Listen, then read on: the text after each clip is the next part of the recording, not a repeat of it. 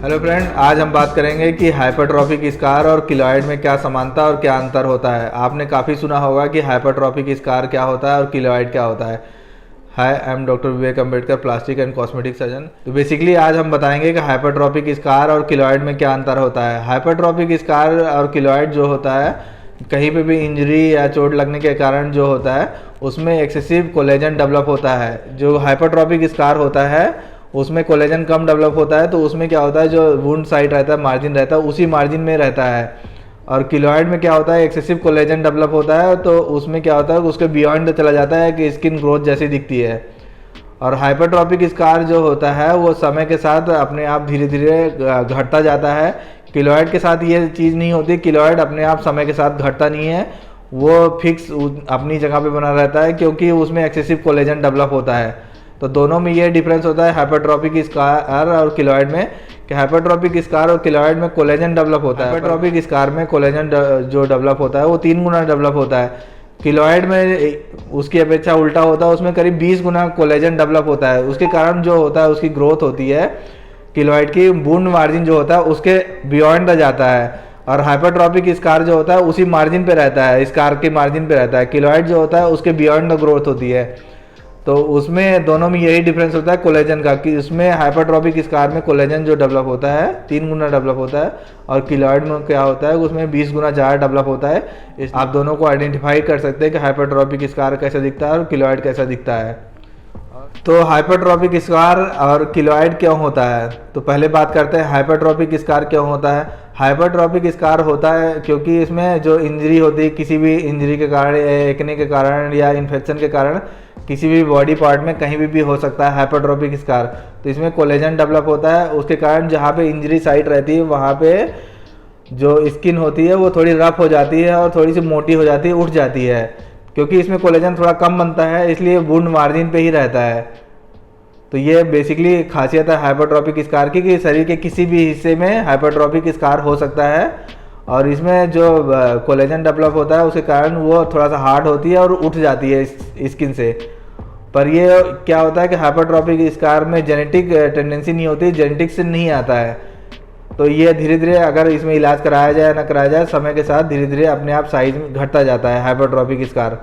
इसकी अपेक्षा जो किलॉइड होता है वो एक्सेसिव कोलेजन के कारण ही होता है, क्योंकि इसमें 20 गुना कोलेजन डेवलप होता है।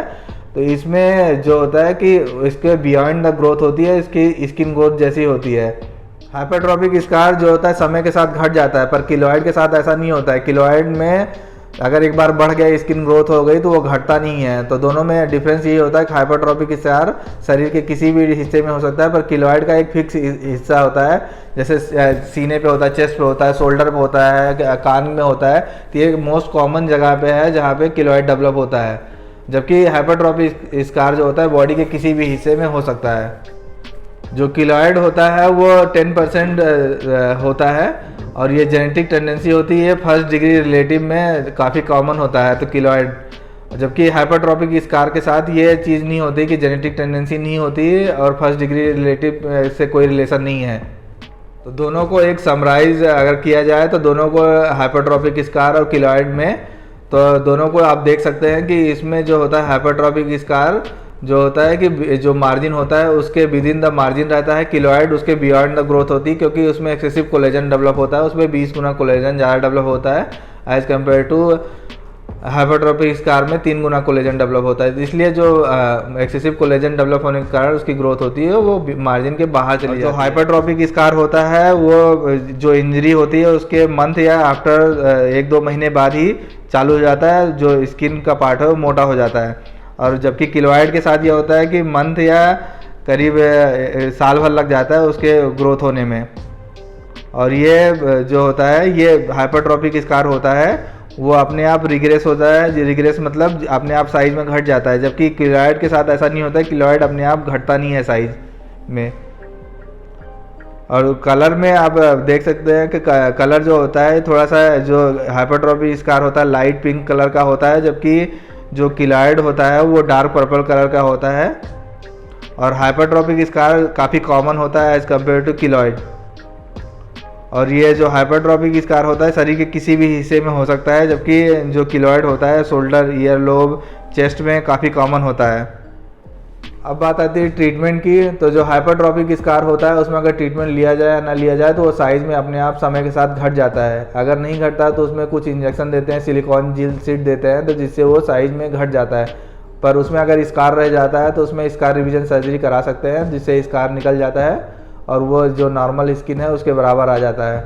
तो इसमें हाइपरट्रॉफिक स्कार में आप इंजेक्शन दे सकते हैं, सिलिकॉन जेल शीट दे सकते हैं या प्रेशर गारमेंट दे सकते हैं, जिससे वो साइज में बैठ जाता है। ट्रीटमेंट इसमें भी देते हैं, किलोइड जो होता है उसमें भी स्टेरॉइड का इंजेक्शन देते हैं, सिलिकॉन जेल शीट देते हैं, क्रायोथेरेपी देते हैं और कभी कभी सर्जिकल एक्सीजन करके उसमें स्टेरॉइड का इंजेक्शन देते हैं, जिससे वो दोबारा ना होने पाए। पर क्या होता है कि किलोइड जो होता है वो दोबारा होने के काफ़ी चांस रहते हैं अगर उसको सर्जिकली निकाला जाए। तो उसमें ये चीज़ रहती है कि उसमें रेगुलर फॉलोअप करना होता है, स्टेरॉइड का इंजेक्शन दें जिससे दोबारा ना होने पाए। तो आपने आज देखा कि हमने हाइपरट्रॉफिक स्कार और किलॉइड में अंतर बताया और उसका मैनेजमेंट क्या होता है, कैसे किया जाता है। तो आशा करता हूँ कि हमारे द्वारा जो जानकारी दी गई आपको पसंद आई होगी। हम इसी तरीके से काफ़ी कॉस्मेटिक सर्जरी से रिलेटेड काफ़ी वीडियो बनाते हैं। अगर वीडियो पसंद आए तो वीडियो को लाइक करें, सब्सक्राइब करें एंड शेयर करें। Thank you.